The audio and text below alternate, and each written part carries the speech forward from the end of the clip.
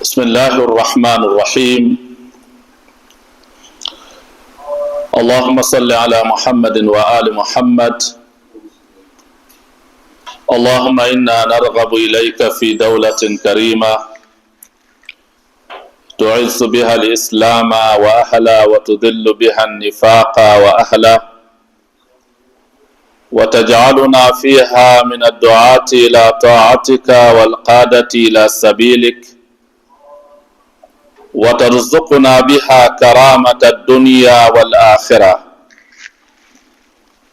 اللهم ما عرفتنا من الحق فحملناه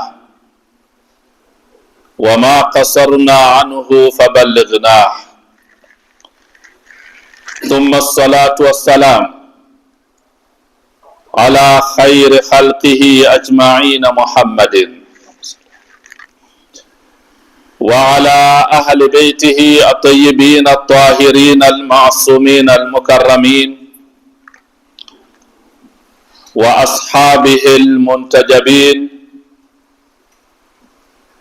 ومن تبعهم بإحسان إلى يوم الدين وبعد. السلام عليكم ورحمة الله وبركاته.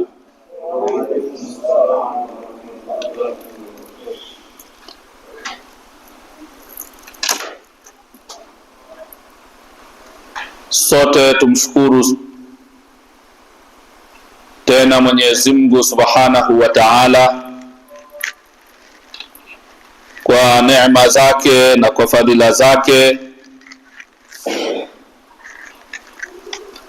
na kwa mapenzi yake makubwa kwetu sisi kutufikisha katika siku hii ya leo, si kwa ujanja wetu wala si kwa maarifa yetu, bali ni mapenzi yake yeye Mwenyezi Mungu Subhanahu wa Ta'ala. Ni wangapi waliokuwa wazima jana na juzi, lakini sasa hivi huenda wako mahututi mahospitalini au manyumbani, na huenda wengine pia wamebebwa sasa hivi katika majeneza, wanaenda kuhifadhiwa katika nyumba zao mpya makaburini. Lakini mimi na wewe tukawa tunapumua, na alhamdulillah tukawa tumekaa katika sehemu tukufu, sehemu tulivu, sehemu anayotajwa yeye Mwenyezi Mungu Subhanahu wa Ta'ala, na sehemu anayotajwa mtume wake Muhammadun sallallahu alayhi wa alihi wasallam.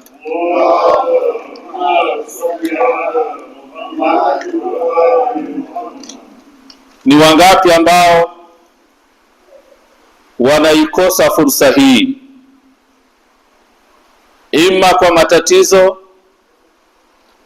au kwa uvivu au kwa kutokujali au kwa kutokutambua, wameghafilika. Lakini wewe umetekeleza sala ya dhuhuri na al-asr,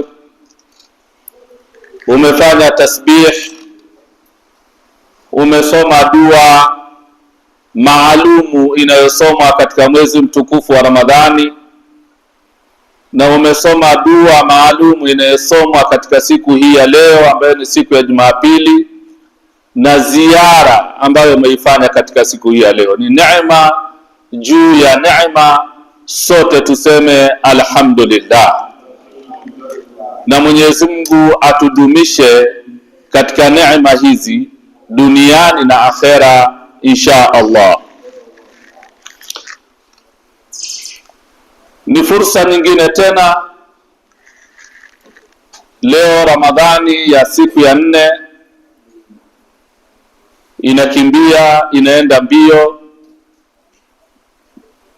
na itamalizika, alafu tunabaki tunajuta kwa mengi ambayo tutakuwa hatujanufaika nayo katika mwezi mtukufu wa Ramadhani, kama funga inavyotakiwa, kama sala na ibada mbalimbali, na katika hali nyingine ya kufuturishana. Huenda haya tusiyatilie maanani sana, mwezi ukamalizika tukaanza kutamani na kujuta, lau Ramadhani ingeendelea. Lakini ndiyo masiku ya Mwenyezi Mungu, hayarudi nyuma, yanaenda mbele.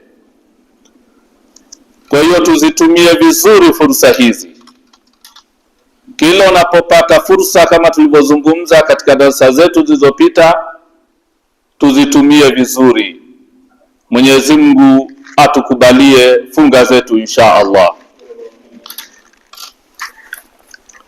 Inshallah, tukiendelea na darasa zetu katika surat An-Nabai, na jana tulimaliza katika aya 5 za mwanzo ambazo tulisisitizana sana na tukaambizana sana. Aya hizi Mwenyezi Mungu Subhanahu wa Ta'ala anatukumbusha kwa maneno yake, atiu Allaha wa atiu Rasul wa ulil amri minkum, kumtii Mwenyezi Mungu na kumtii Bwana Mtume sallallahu alayhi wa ali, na kuwatii wenye mamlaka juu yenu. Na tukasema katika utiifu huu wa tatu ndio huo ambao tumekhatilifiana, utiifu kwa wilayat Ali ibn Abi Talib na ahlu baiti zake alayhim afdalus salatu wa azka salam.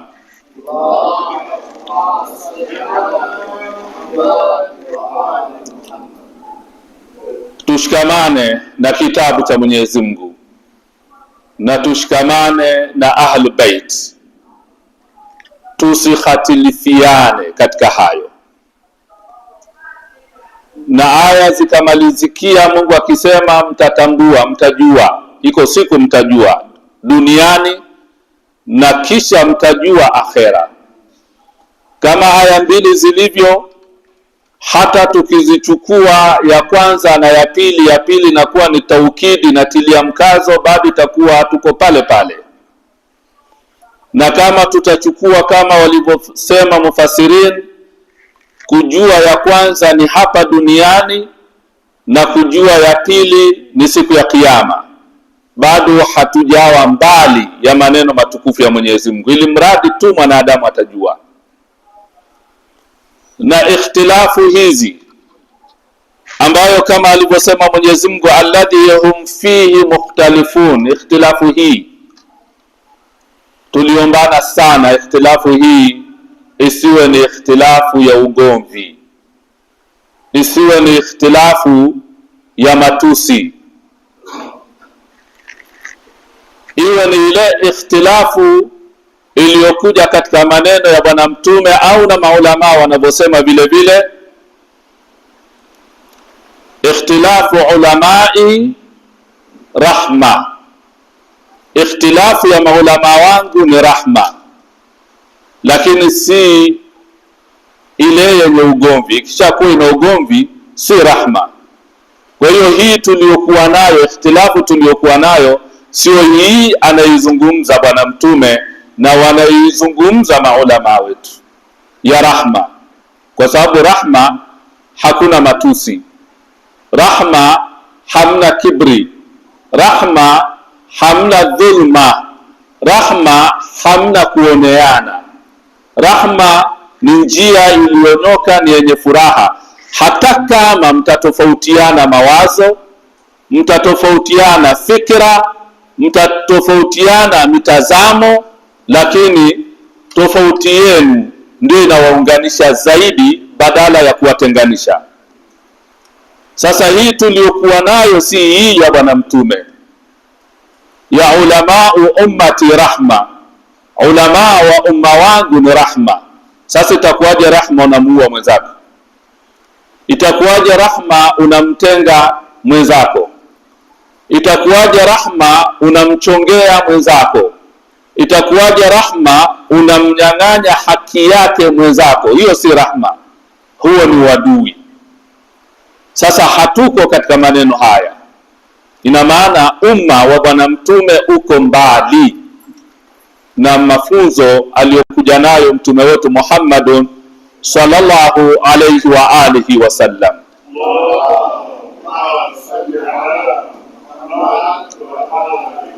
Na ikhtilafu hii yenye chuki haijaanza leo, imeanza toka Adam. Watoto wa Adam wakauana, mmoja akaenda jahannam na mwingine akaenda peponi. Ikhtilafu hii kaja mpaka kwa umma wa bwana mtume sallallahu alayhi wa alihi wasallam, kama tulivyozungumza jana, wakatofautiana. Ndio maana kwa kugusia kwenda haraka haraka, mmoja wa waumini alinikumbusha, na ndivyo ilivyo, sikuyazungumza kwa sababu darasa lilikuwa ni refu. Unaangalia kama hivi tunavyosema wilayatu ahlul bait alayhimus salam, unaona hata zama zile Imam Ali alayhi salam akaingia vita, ni ikhtilaf ili uone hakuna rahma. Akaingia vita vinavyoitwa vita vya Jamal. Upande yuko Ali bin Abi Talib alayhi salam, ni ndugu yake bwana mtume na ni sahaba na ni khalifa. Na upande wa pili yuko Ummul Mu'minina, mke wa bwana mtume Aisha. Vita vinaitwa vita vya Jamal. Vita vya Jamal waliuana sana, masahaba walikufa wengi sana, na waliokuja kwenye vile vita wakiangalia huku wanamwona Ali, wakiangalia huku wanamwona Ummul Mu'minin, waende wapi? Ndi Imam Ali akatamka maneno, na haya ndiyo vigezo vya maisha. I'rifu al-haqqa ta'rifu ahlahu, itambue kwanza haki, ndio tatambua nani wenye haki. Sio uanze kuwatizama watu ndio uje kwenye haki. Kwanza msingi ni nini? I'rifu al-haqq. Ina maana hakuna katika haki kutizamana nyuso. Tunapotizamana nyusoni, ndio hapo tunaipoteza haki, ndio hapo tunanyang'anyana, ndio hapo unaweza ukamwonea haya, ukashindwa hata kuzungumza, kuamrisha mema na kukatazana mabaya, ukashindwa kwa sababu tunatizamana usoni. Na Mwenyezi Mungu na mtume wake anatuambia yeye mwenyewe bwana mtume au Mwenyezi Mungu, inna Allaha la yanduru ila suwarikum wala ila ajsamikum wa innama yanduru ila qulubikum.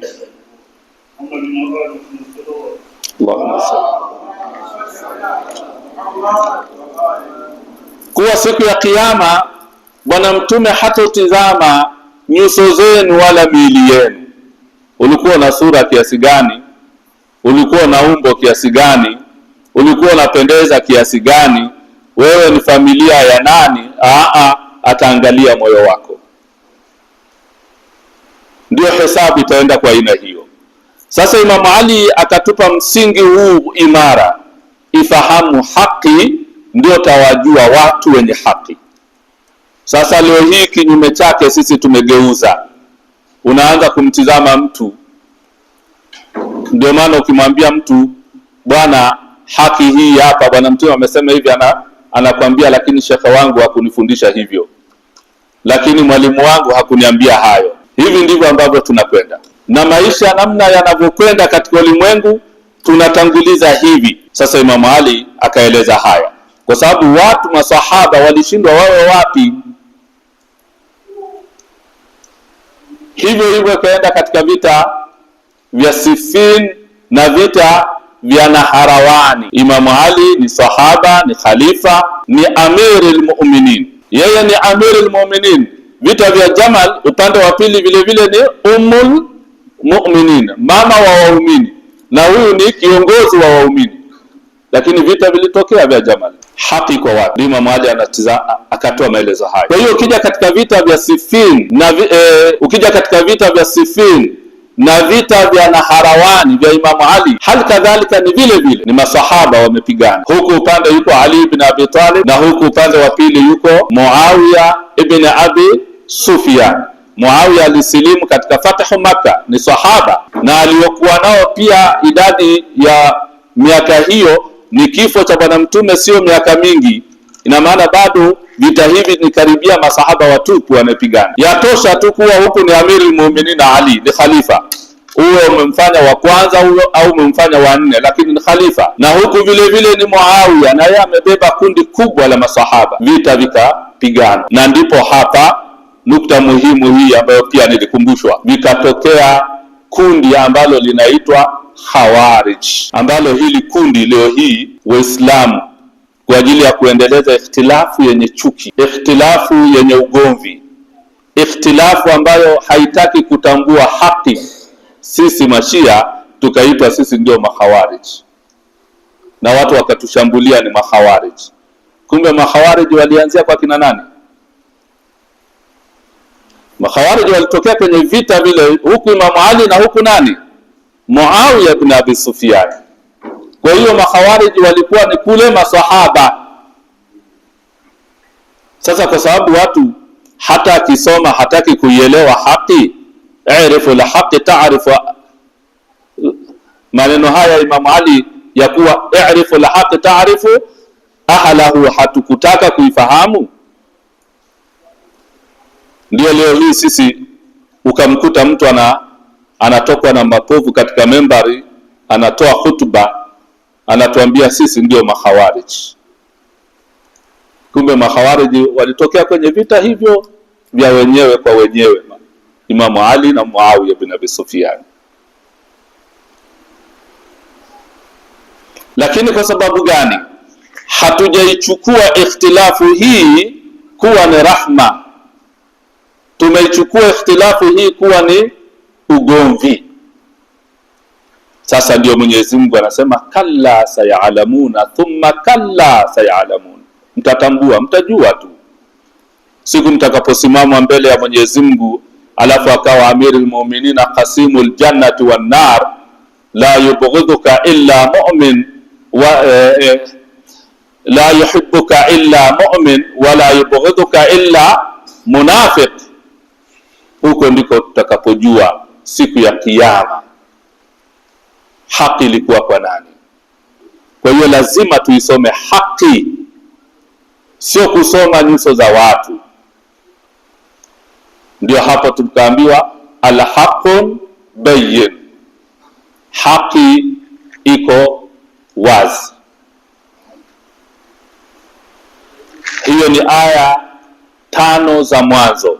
Kwa hiyo tuingie katika hukumu ya Mwenyezi Mungu, ya ayyuhalladhina amanu idkhulu fi silmi kafa, ingieni wazima wazima katika mafunzo ya dini ya Kiislamu, sio nusu nusu. Na si tunatizamana, angalia Mungu amesema nini, angalia Mtume kasema nini. Kaburini utaenda kuulizwa wewe peke yako, na majibu utakayoyajibu hautosema shekhe aliniambia, utasema Mungu ulisema, Mtume alisema. Ndio maana maswali ya kaburini hayana uhusiano na shekhe wako wala mwalimu wako. Ile talakini tunayoisoma haina mahusiano. Utaulizwa kitabu chako, utaulizwa Mungu wako, utaulizwa kitabu chako, utaulizwa kibla chako, utaulizwa mtume wako, utaulizwa imamu wako, naulizwa mambo mengine kuhusiana na kiyama, pepo na moto. Na haya unayajibu kwa dalili, si kusema nilisikia, niliambiwa. La hasha. hasa yanayohusiana na elimu ya tauhidi ambayo wanatakiwa uisome mwenyewe. Hizi aya tuingie katika hukumu nzima ya Mwenyezi Mungu Subhanahu wa Ta'ala. Kisha baada ya hizi aya za mwanzo, na tulisisitizana jamani, tunazirudia hizi aya, ile ambaye hata hajasoma amma yatasaaluna azikariri na azifahamu. Amma yatasaalun, wote kwa pamoja tuzisome kabla tujaingia katika aya zinazofuata. Amma yatasaaluna anin naba'il al-adhim alladhi hum fihi mukhtalifun kalla sayalamun thumma kalla sayalamun. Aya nyepesi, sura nyepesi katika usomaji wake, kama tulivyosema mwanzo wa darasa zetu zilizopita.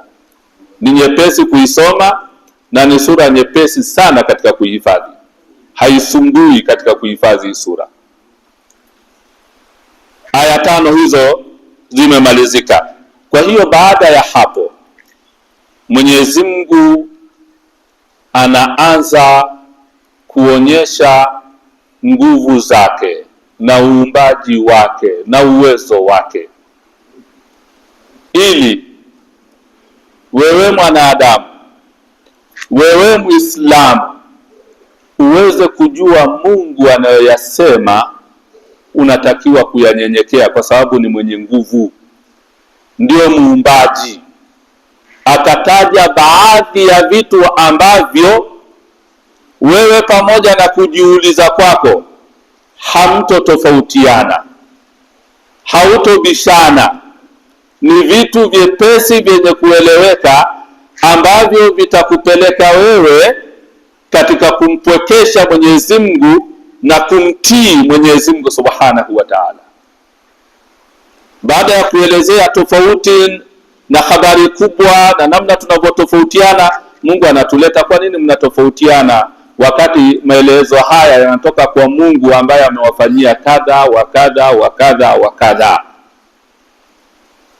Si tunaelewana vizuri? Yaani ni kama vile mtu amekufanyia jambo alafu baadaye unabishana, alafu anakuambia bwana, kwa nini unione mimi ni mbaya wakati mimi na wewe ni kadha, tumefanya kadha, urafiki wetu ni wa zamani, unaona nimekufanyia hivi, tumefanyiana hivi na hivi na hivi na hivi, ambavyo vyote ni dalili ya uzuri. Utaona kweli huyu ni mtu mwema, na hata hili pia haina haja kulumbana nalo. Sasa aya hizi Mwenyezi Mungu anatuandaa, anatujenga kisaikolojia, anatujenga kiufahamu, ili tusifanyaje? Ili tusilumbane na taa ya Mwenyezi Mungu na taa ya Bwana Mtume na taa ya Ahlul Bait Rasulillah sallallahu alayhi wa alihi wasallam.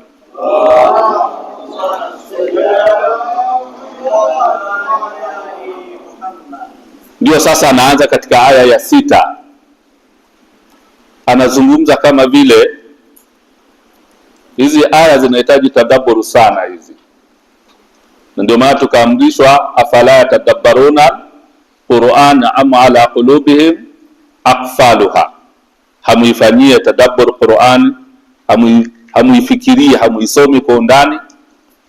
Aya hizi zinazoanza aya ya 6 hizi zinakuja mpaka aya ya 11 au ya 12 takriban, ni Mwenyezi Mungu anavyoelezea vitu alivyovitengeneza kwa ajili yetu sisi, ni kama vile anatubembeleza. Anatubembeleza kwa sababu Mwenyezi Mungu hapendi kuona umma wa Bwana Mtume uko kwenye mzozo, unalumbana, unaacha haki, unaenda jahannam. Mungu hapendi. Ndio maana anatuleta kwa kutulea na kwa kutubembeleza sana, na ndio maana kabla ya hapo anatuletea haya masiku tofauti. Leo Jumapili, Jumatatu, kila siku ina dua yake, kila siku ina dua yake.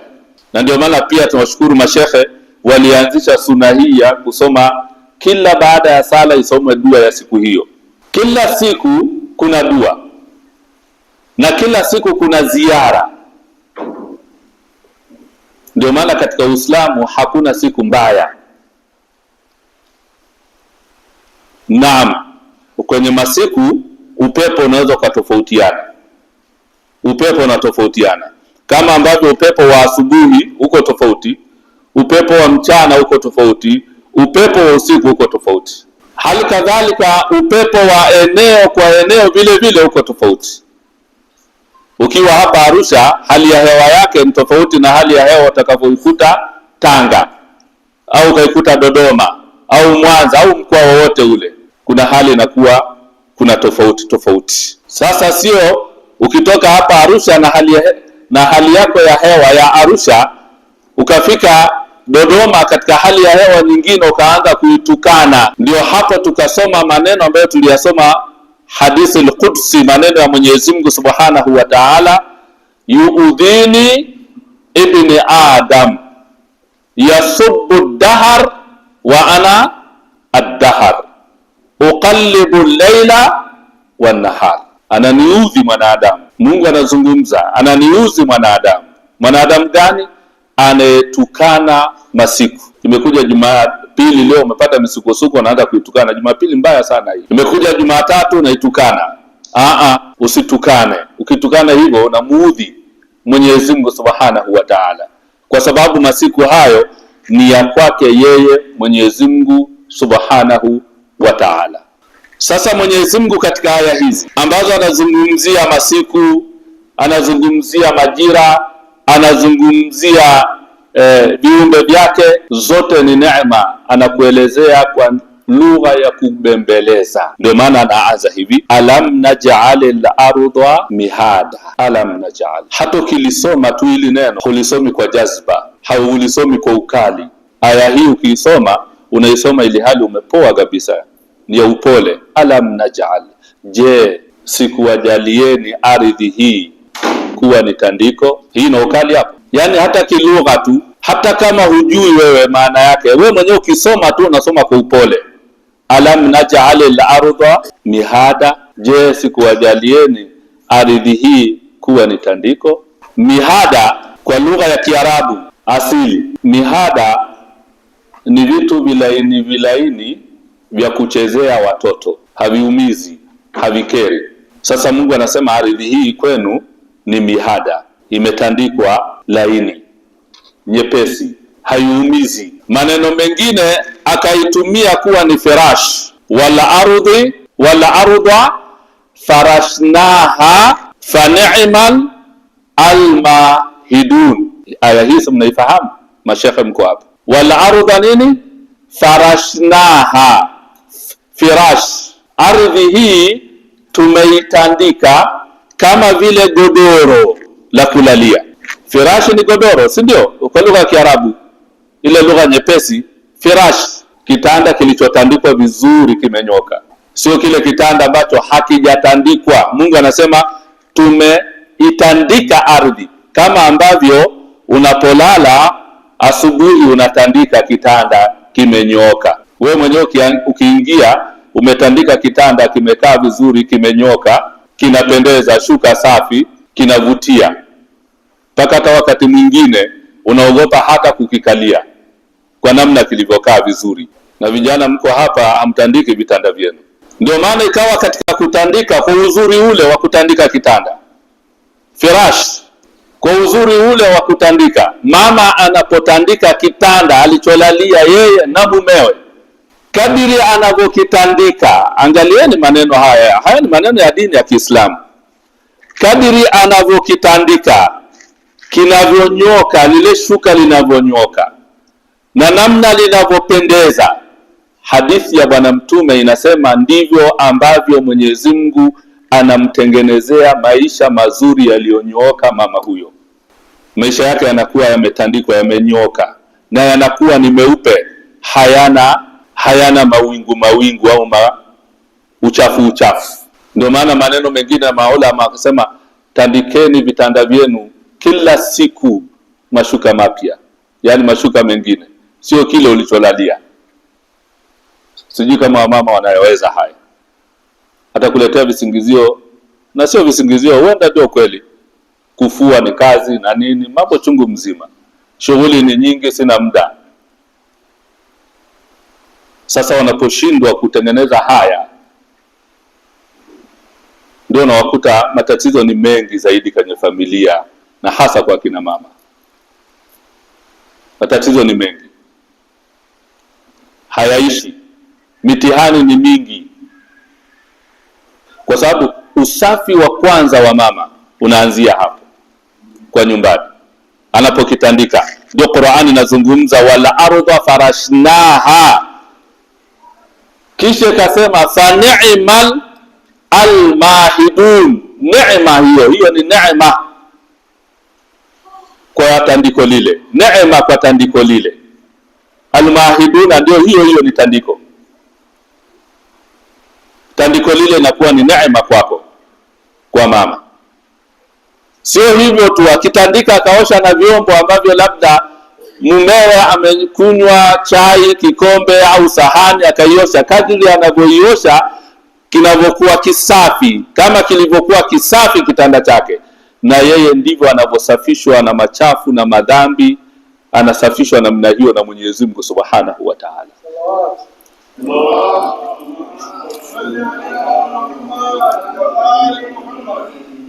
Pepo ya kina mama ni nyepesi mno. Lau wangelijua haya anayotufunza Bwana Mtume. Pepo kwa kina mama ni nyepesi mno. Ndio maana wakaambiwa wazigande ndoa zao kama kupe, na waziheshimu, kwa sababu ndizo ambazo zinawaingiza katika pepo kwa urahisi. Umetandika tu kitano unaingia peponi. Umeosha sahani ya mumewe, umeosha kikombe, kijiko alichotumia, achilia mbali umemosha mikono amekula au kabla ya kula. Vitu ambavyo vimetoweka. Ndio maana unaweza kuona maisha yana misukosuko ya hapa na pale, haviishi, kwa sababu tumeachana na sunna na mafunzo ya mtume wetu Muhammadun sallallahu alayhi wa alihi wasallam.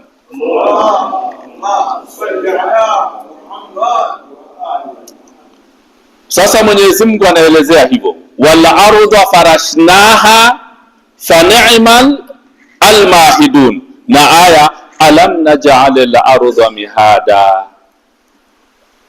hatujawajalieni kuwa ardhi hii ni tandiko, ni sehemu salama ya maisha, sio sehemu ya umwagaji damu, ni kitu safi. Si ndio? Tumeelewana? Ukimwaga damu kuna usafi tena?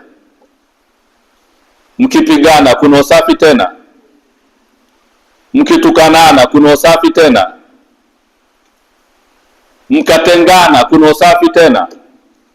Hakuna usafi.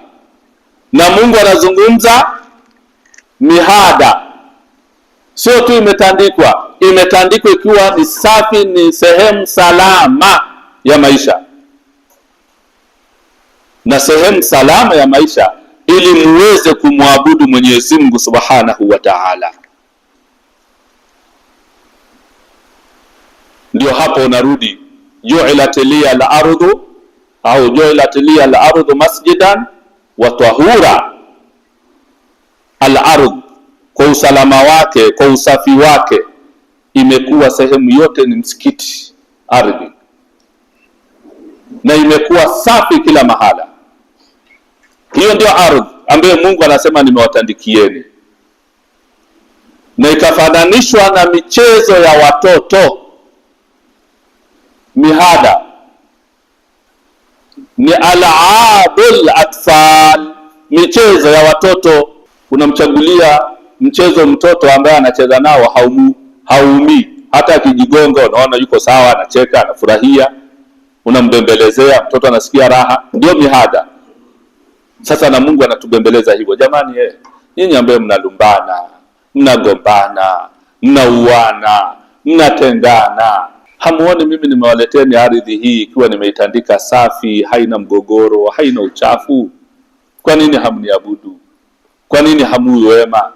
Si tunazielewa vizuri aya hizi ndugu zangu? Naenda pole pole tu tunazisoma na huku tunafanya tadabbur ndani ya Qur'ani ili tufaidike, sio tu tafsiri neno kwa neno. La, alam naj'al al-ardha mihada, na ardhi hii ili iwe salama, ambayo ni ju'alat liya al-ardha masjidan, msikiti. Na sisi tumeumbwa, wama khalaqtul jinna wal insa illa liya'budun, ili waniabudu. Utamwabudu vipi kama kuna damu? Utamwabudu vipi Mwenyezi Mungu kama ardhi hii haiko salama? Lazima iwe salama, iwe na amani. Ndio hapo tunarudi katika aya, falyabudu rabba hadha albayt alladhi at'amahum min ju'in wa amanahum min khawf. Mfanye ibada. Allahumma salli ala Muhammad wa ali Muhammad. Ufanye ibada ukiwa na amani na ukiwa umeshiba. Falyabudu rabba hadha albayt alladhi at'amahum min ju'in wa amanahum min khawf. Hakuna njaa, hakuna hofu. Unafanya Allahu akbar ukiwa salama na umeshiba, lakini ikiwa ina uchafu hauwezi. Na hapa mihada ni sehemu salama, inakuwa salama unapokuwa umeshikamana na Mwenyezi Mungu na mtume wake na ahlulbaiti alayhimussalam. Ndio hapo narudi mihada ili iwe salama. Unarudi katika hadithi ya bwana mtume, inni tarikum fikum athqalaini kitaballah wa itrati ma in tamassaktum bihima lan tadillu ba'di. Na ardhi hii ili iwe salama, kwa maneno ya bwana mtume sallallahu alayhi wa alihi wa sallam, ma khalatil ardu min qa'imin lillahi hujja. Allahu akbar. Angalieni ilaka ya maneno haya, ma khalatil ardh min qa'imin lillahi bihujja. Ni hadithi ya bwana mtume na iko kwa Waislamu wote. Ardhi ya Mwenyezi Mungu hii toka Adam mpaka siku ya Kiyama haitokosa kiongozi maasum, awe hadiran, tunamuona hivi tunamuona, au awe mafichoni, lakini lazima awepo katika ardhi hii. Ndiye anaifanya ardhi inakuwa mihada, sehemu salama, kwa sababu mkitofautiana mnarudi kwake. Faidha tanaza'tum fi shay'in farudduhu ila Allahi wa rasuli, na maneno mengine warasikhuna fil ilm, waliobobea rejesheni kwa Mwenyezi Mungu na mtume wake. Warasikhuna fil ilm, waliobobea katika elimu. Mnamaliza ikhtilafu yenu. Ndio hapo tarudi kwenye maneno ya ikhtilafu ulamai rahma. Lakini tunapowaacha hawa hakuna rahma. Si tunauana kila siku, si ugomvi kila siku. Haya yanayotokea Mashariki ya Kati ni nini kule? Yanayotokea Palestina na vitisho vingine vinavyotokea ulimwenguni, si ni kwa sababu tunatofautiana? Ima tunaweza tukatofautiana katika uchumi, biashara tu inatutoa roho, siasa tu ya uongozi, nani awe kiongozi, inatutoa roho, na tukachinjana na tukatengana. Sasa usalama wake ni kuwepo ma khalatil ardh min qa'imin lillahi bihujja, kuwepo na kiongozi kutoka kwa Mwenyezi Mungu maasum, ambayo mambo yetu kila tunapotofautiana tunamrejelea yeye, anatutatulia. Ndio hii aya inavyotueleza, na hii Mwenyezi Mungu anaonyesha hikma katika uumbaji wake. Ardhi imetulia, tukiona kuna mauchafu ni yale ambayo tunayatengeneza kwa mikono yetu, bima kasabati aidin nas, ni sisi, na kwa sababu hatutaki kufuata uongozi sahihi, ndio hapo naona hili linatokea, hili linatokea, hili linatokea. Ardhi ambayo ni ya kwetu na ni sehemu salama, mpaka inafika mtu anawatamani afe, na mwingine anatamani ahame pale, aondoke aende sehemu nyingine, na kule unapoenda nayo unaweza kukuta mambo ni yale yale, haijawa salama. Na Mungu anasema wa alam naj'alil ardha mihada, tena kwa kubembeleza kabisa, kama nilivyosema, ardhi si sehemu ya ugomvi. Na unapoizungumzia ardhi hii lazima uambatanishe usalama wake na walioumbiwa. Sote tunasoma katika hadithul kisa, na hii ni muhimu. Mwenyezi Mungu akisema ma khalaqtul al-aflak ma khalaqtus samaa wal ardi wa ma kadha wa kadha wa kadha illa liajlikum wa mahabbatikum, sikuumba mbingu na ardhi na ulimwengu wote isipokuwa kwa mapenzi yenu, isipokuwa kwa ajili yenu na kwa mapenzi ya kuwapendeni nyinyi. Nani hao? Ahlul kisa. Inma yuridu Allah liyudhhiba ankum ar-rijsa ahla al-bayt wa yutahhirakum tathira.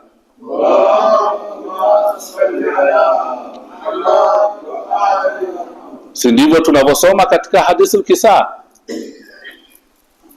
Kisha Mungu akamrejelea mtume wake akamwambia, ewe mtume, na wewe Ali, kama sio Fatima pia na nyinyi msingekuwepo, kwa sababu lazima kizazi kiendeleze, lazima awepo mwanamke, lazima awepo mwanamke, ambayo ndio aya iko hapa mbele yake. Mungu anaendelea kwa kusema waljibala autada, na nimejalia milima hii kuwa ni vigingi, ni misumari. Hii autada kwa lugha ya zamani kabisa ni misumari. Waljibala autada. Hizi aya napozisoma soma hivi nilisema tuwe na sisi tunazisoma soma ili tuzikariri, ili ziweze kuingia katika vifua vyetu na katika akili zetu inshallah, bihaqi Muhammadin wa ali Muhammad. Sasa ardhi hii ili iweze kutulia, isiwayumbishe, isiwe kama baharini, isiwe ni mawimbi namna hii, lisiwe ni godoro ambalo ukilalia ukiamka unaumwa na mbavu, unaumwa na mgongo, unaumwa na kiuno. Sio godoro imara, linabonyea. Akaweka misumari katika ardhi, waljibala autada, imeshikilia godoro lako. Ni kama vile sasa kitanda chako unaweka godoro, hilo godoro unaliweka kwenye nini? Si ni kitanda? Kitanda kina nini? Kuna chaga na kuna nini? Maanani yake hai, hizi mbao zako za pembeni, ili linakaa sawa sawa, la sivyo litakuwa linateleza, na uwezi kwenda kuliweka majini. Sasa Mwenyezi Mungu anasema milima hii ni misumari iliyoshikilia ardhi hii ili muwe salama. Na katika riwaya misumari ya ardhi hii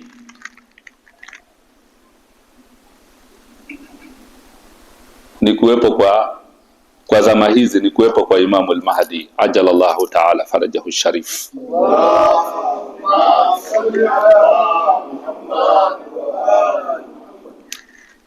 Si ndivyo tunavyosoma? Laula al-hujja la saqatil ardi la saqatil ardu bi ahliha. Hizi tulizisoma sana hizi hadithi katika siku ya wilada ya Imam al-Mahdi ajalallahu ta'ala farajahu sharif.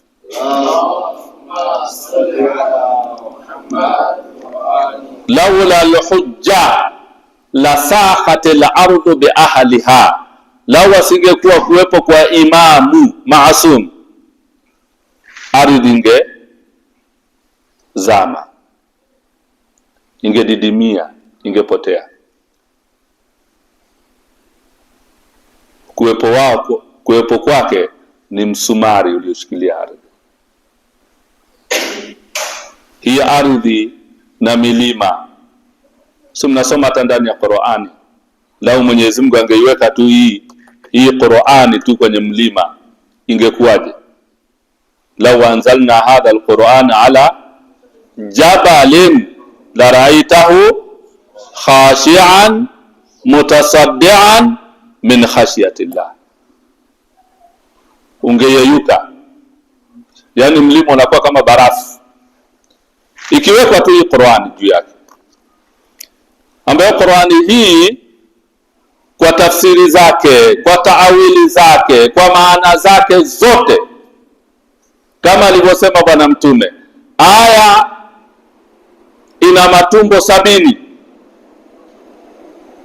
Aya ina matumbo 70, ni mengi mno. Hakuna alim ambaye amefikisha hata matumbo 7 au 10. Haya 70 yote kwa maasumina alayhimussalam, kwa Imam Ali, allamani Rasulullah alfa babin min al-ilm, milango 1000.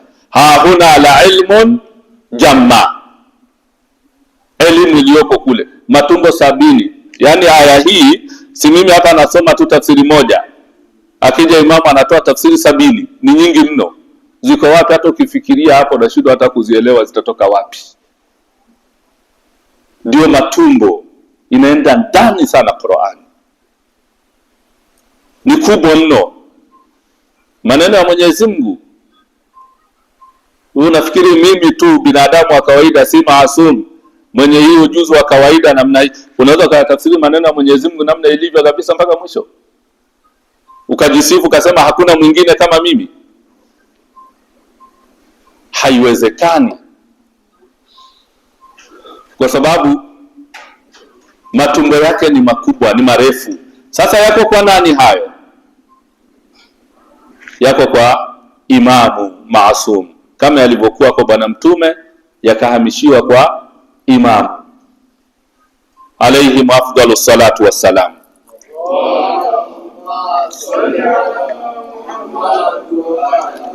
Ndiye aliyeibeba Qur'ani. Ndio maana tunaambiwa siku atakapodhihiri imamu, ile tu namna atakavyoisoma, usomaji wake tu hivi, sisi tutashangaa, tutaona ni kama vile Qur'ani mpya. Tafsiri atakapoitoa utaona ni kama ametoa tafsiri mpya. Ibada zake atakazozifanya utaziona ni kama mpya.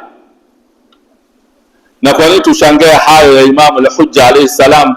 Imamu Ridha tu alipoongoza sala ya Eid kwenye zama zake, mavazi alivyovaa, akatoka bila viatu, anatembea kwenye mchanga, takbira aliyoipiga mpaka mtawala wa wakati ule akaona kama ikulu yake inatingishika hivi, inazama kwa takbira anavyoipiga imamu mwenyewe tu. Allah, huku anatembea kwa miguu, anaenda kwenye uwanja wa kuswalisha sala ya Eid. Takbira ile ikaingia katika nyumba za watu, kila mmoja anaisikia, wakakimbia wote kwenda kuongozana na imamu. Hakuna aliyobaki nyumbani. Kila mmoja anasema hivi ndivyo alivyokuwa anafanya bwana mtume. Hii ndiyo sala ya bwana mtume. Mtawala alivyoona namna hii, akashauriwa na maaskari wake, akaambiwa huyu imamu akifika uwanjani akasalisha, akatoa hutuba akiwaambia watu hawa wakuangushe, watakuangusha saa hiyo hiyo, bora mrejeshe haraka asifike. Akarejeshwa imamu salawatullahi wasalamu alayhi.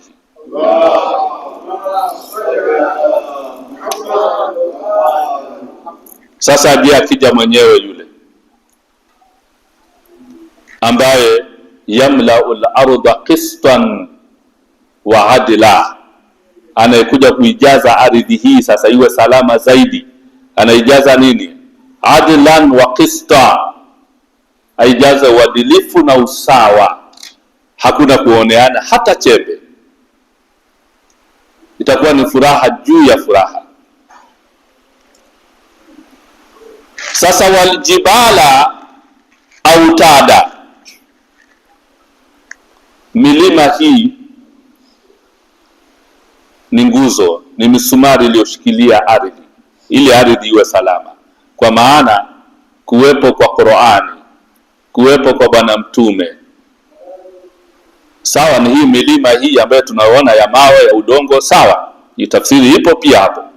Lakini ukiingia ndani kidogo, milima ya ukweli ni hii milima ya maasumina alayhimussalam, ambayo bwana mtume kama alivyosema, laula alhujja la sahat al-ardu bi ahliha, kama sio kuwepo kwake ardhi ingezama, isingekuwepo, ingedidimia. Sasa nani msumari wa kweli hapa? Ni hivi nguzo za kweli? Ni al-Imam Maasum, na zama zetu ni Imam al-Mahdi ajalallahu ta'ala farajahu sharif.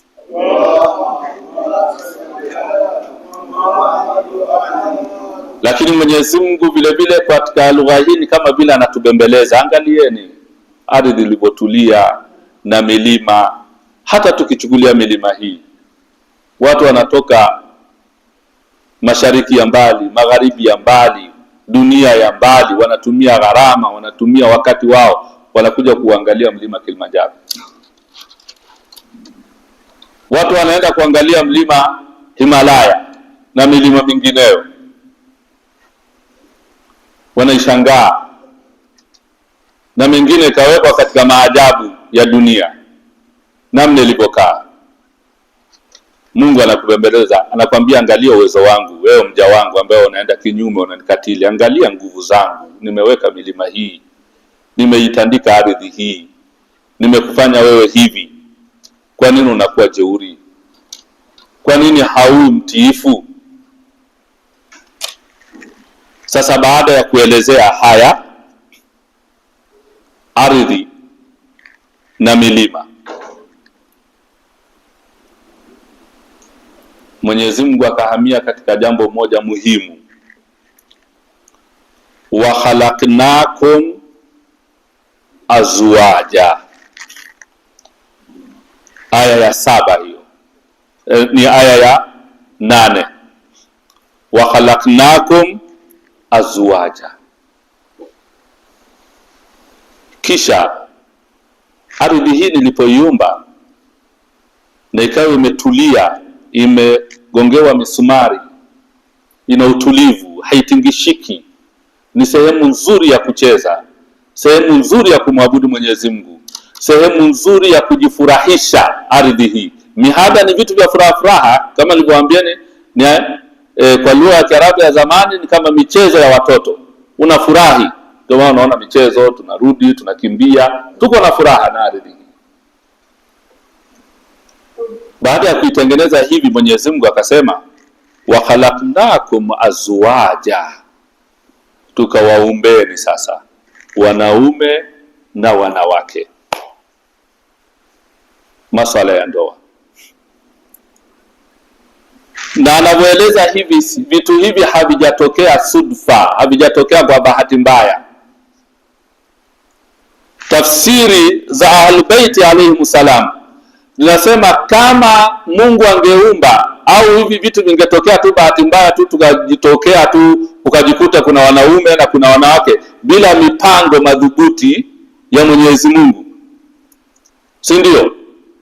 Kuna wengine makafiri wanasema ni hivi vitu vimetokea tu, vimejitokeza tu vyenyewe, havijaumbwa, na wanajaribu kufanya kuchukua tajruba kupitia vidudu ambao wanakusanya maji machafu, namna vinavyozalishana, vinavyozaliwa. Unaweza kuweka maji hapa hivi kwa ule uchafu, unaweza kujikuta baada ya muda vimezalika vijidudududu fulani hivi. Naweza kukwambia hapa bwana Mungu hatujaona kiumba. Kuna watu wanabobea kwenye ukafiri. Mwenyezi Mungu atuepushe na ukafiri. Lakini tafsiri zinakwambia kama hii wa khalaqnakum azwaja isingekuwa ni utaratibu maalum wa uumbaji wa Mwenyezi Mungu, kusingekuwa na matamanio ya mtu kumtamani mwenzie, kumhitaji mwenzake. Si tunaelewana? Kusingekuwa na haja ya ndoa wala kuoana. Mwanamke angekuwa kivyake, hana hata habari kabisa ya kuwa kuna mwanaume, na mwanaume naye angekuwa kivyake, wala hana habari na swala la mwanamke. Angekuwa kila mmoja kivyake kabisa, hakuna yoyote anayevutika kwa mwenzie. Si tunaelewana vizuri? Sasa kunapokuwepo na uhitaji huu wa jinsia mbili hizi, na ardhi ndiyo hiyo, wal ardha alam naj'al al ardha mihada, na ardhi ndiyo imetengenezwa iwe ni sehemu salama ya michezo ya aina hii. Sasa hivi vitu havijatokea sudfa. Kwa maana hiyo ni utaratibu maalum, ndio maana ikaumbwa. Kama ni ardhi na vinginevyo, ni sehemu unaweza kulima, unaweza ukafanya hivi, unaweza ukaweka kiwanja, unaweza ukajenga, na mwanadamu anavitamani, anavihitajia. Vinakuongezea akili, vinakuongezea nashati, uchangamfu katika maisha. Vikikosekana hivi, visingekuwa vimeundwa maalumu uchangamfu katika maisha usingekuwepo. Ndio hii hapa vile vile, wa khalaqnakum azwaja, nikah. Ndio maana hii sio kitu cha kufundishwa, haujafundishwa hii kuwa kuwepo na ndoa, kuwepo na mume na mke waoane. Si mafunzo haya. Hata mtu angewekwa wapi, hii haja ingemwijia tu, ili uone ni utaratibu maalum. Hata ndio Mungu anawaambia sasa, angalieni basi nyinyi mnavyopendana, mume na mke mnavyopendana, na maisha yenu ni kwa sababu nimewaumbeni makusudi. Mungu ameumba kwa makusudi.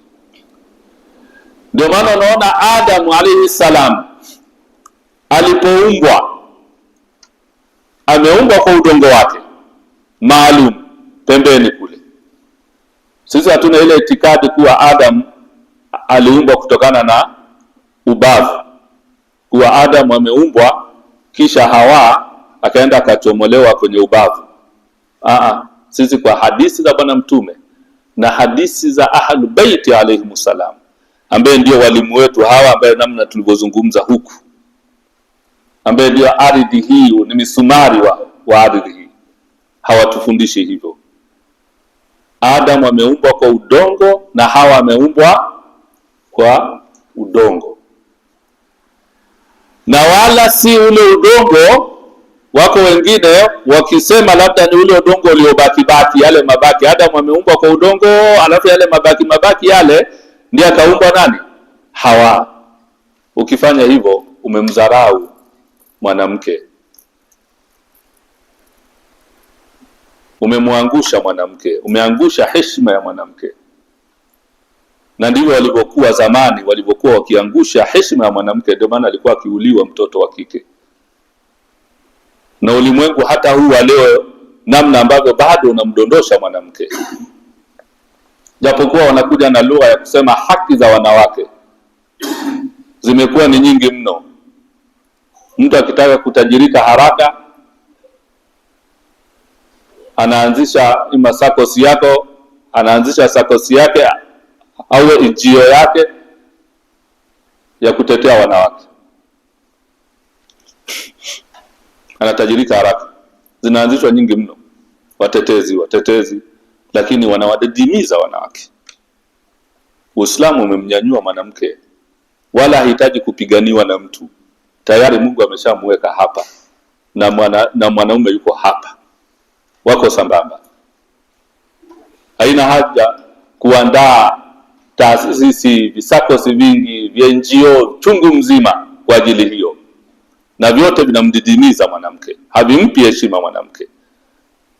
Ndio maana tukasema angalieni heshima ya mwanamke tu hivi, akatandika tu kitanda, akapika tu hivi, akaosha tu chombo, yeye anaenda peponi. Mume akamuita tu fulani, akaitika, yeye ni peponi.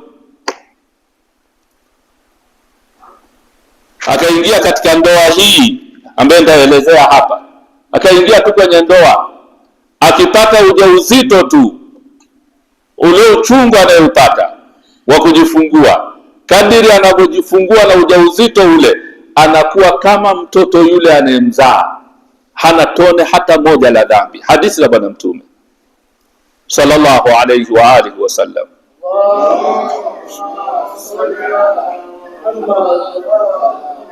Sasa wale wanaotetea haki za wanawake wamewazuia hata wasizae, azae mtoto mmoja tu.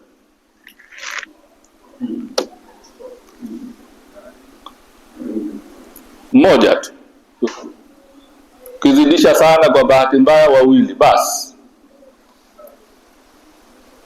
Kisha mwanamke wakati huo amezaa, labda na umri huo, miaka mingine yote hajifutii madhambi kwa urahisi kabisa, eti anasikilizwa ulimwengu wa magharibi.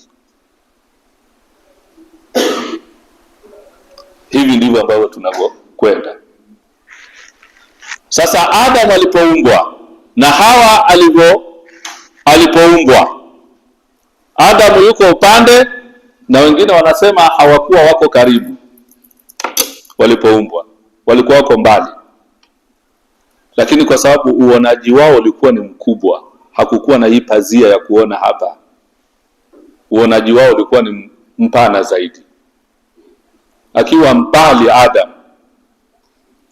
akiwa aliponyanyuka yuko mbali, akaona kwa mbali, akaona kiumbe kikamvutia, akavutika tu. Alipoona tu akavutika, kamaona Hawa. Hatujui alikuwa na urembo kiasi gani, lakini ni mwanamke mwema. Hawa mama yetu ni mrembo, na sisi hatuna zile lugha za watu wanazungumza kuangusha hawa wakina mama, na kama huyo mmoja ambaye alimwangusha kumletea lugha ya ajabu ajabu, mke wa Bwana Mtume Khadija salawatullahi wasalamu alayhi.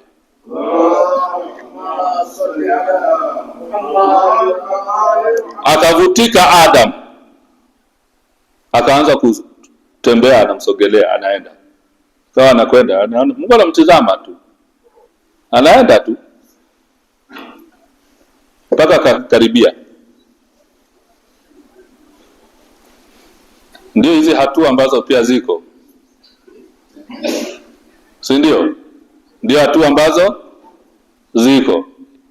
Adam alianza na macho, uko mbali, yule bwana kama mzuri hivi bwana, hajaambiwa na Mungu kuwa yule ni Hawa na yule ni binadamu kama wewe, lakini kamaona amevutika, hajafundishwa. Ndio maana tukasema hivi vitu hufundishwi, viko tu.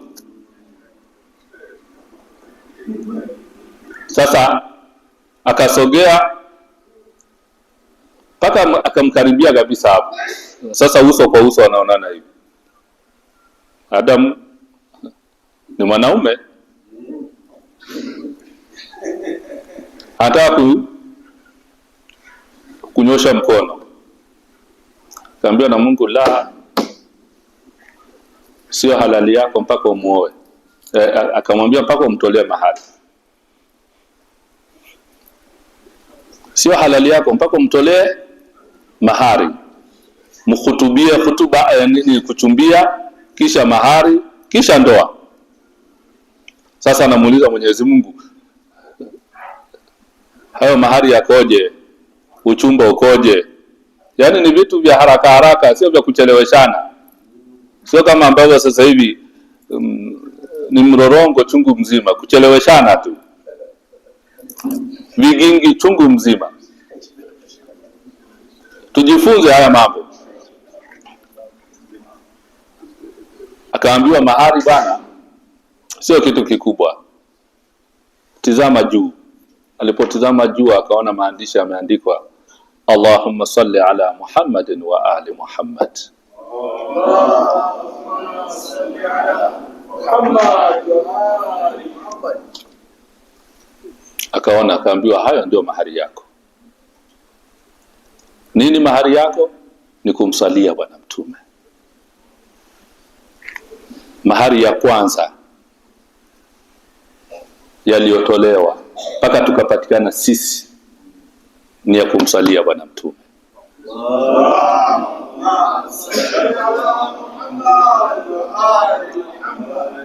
Hayakuwa mafenicha, hayakuwa ng'ombe, hayakuwa pesa, ni kumsalia Bwana Mtume. Ndio maana wakazaliwa wanadamu wema wazuri kabisa kwa mahari ya kumsalia Bwana Mtume. Hapo sasa ndoa yake ilihudhuriwa na wema, malaika, chini ya yule ambaye alikataa kuambiwa yasjudu li Adam, Ibilisi. Ilihudhuriwa na malaika. Harusi, ndio maana tukaambiwa tualikane kwenye harusi na tuitikie wito wa harusi.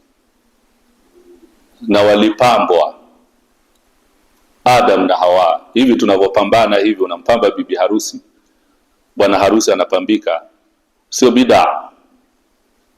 Ndio furaha yenyewe ilianzia huko. Ndoa yake, hutuba yake ni kumhimidi Mwenyezi Mungu na kumsalia Bwana Mtume.